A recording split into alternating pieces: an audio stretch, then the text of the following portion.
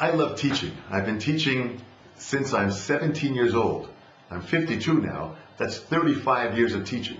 And I've always been teaching, and I love it. I love being able to inspire students to aspire, to motivate someone to be able to motivate themselves. This to me is the magic of teaching. And if I can use some of my knowledge to unlock that door for a student and see them grow and see them begin to really enjoy the passion of music, then I feel I've done something very wonderful. And that's what teaching has always inspired me to do. So I know many of the drum books that are out there. All the drum books are incredible.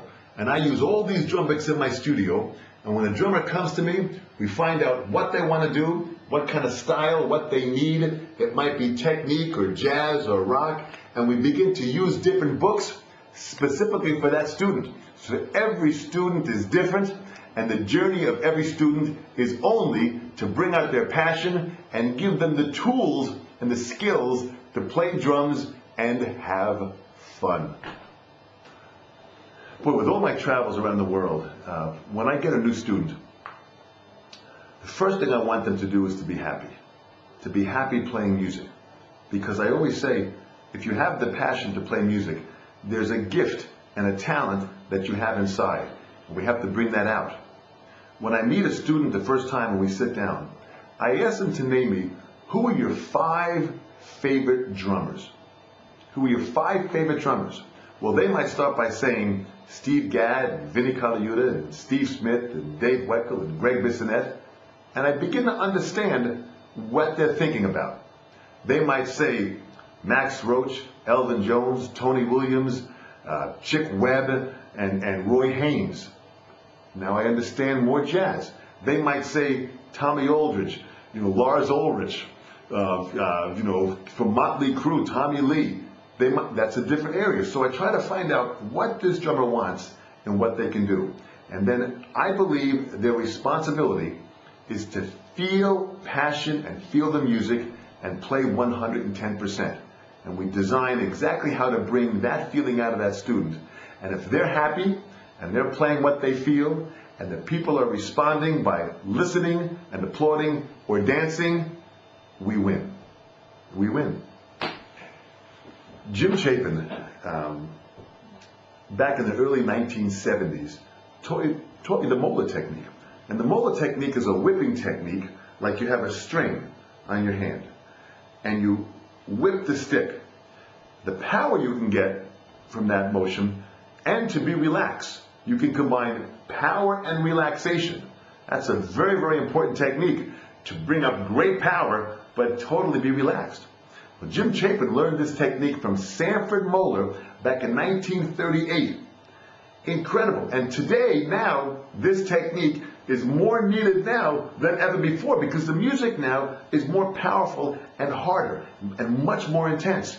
Years ago they played on thin drum heads with very thin sticks on an acoustic drum set with an all-acoustic band in a hall completely designed for acoustic music. Now we're playing with thicker drum heads, thicker drumsticks, with an electronic band in a room that's completely dead. So the tools that we need today, we need more power. We need much more energy.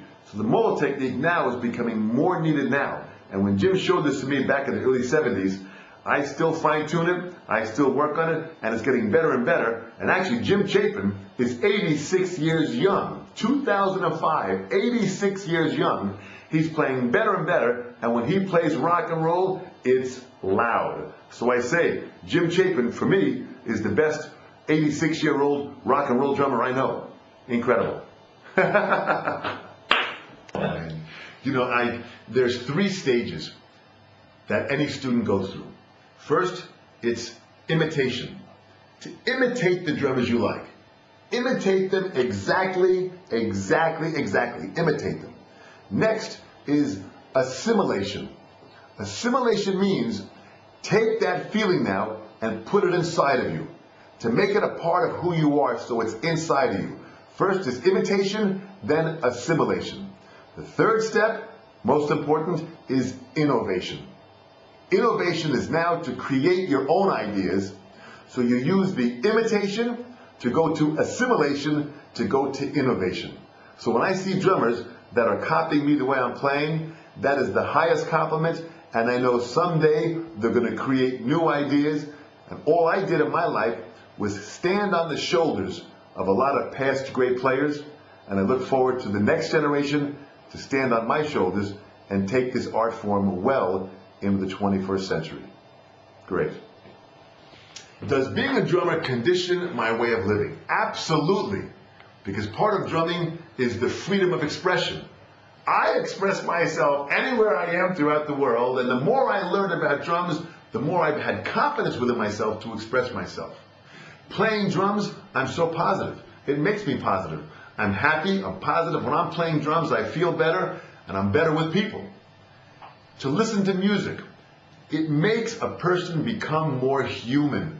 To listen to music and feel and be excited about the passion of life through music, it has made me a more passionate person and has made me an even more compassionate person. Compassion is to feel what other people feel. To feel what other people feel. This is compassion. And playing with musicians, I have to feel what they feel. It's made me a more compassionate person, which I believe this world needs more of. So I say, play music. Great.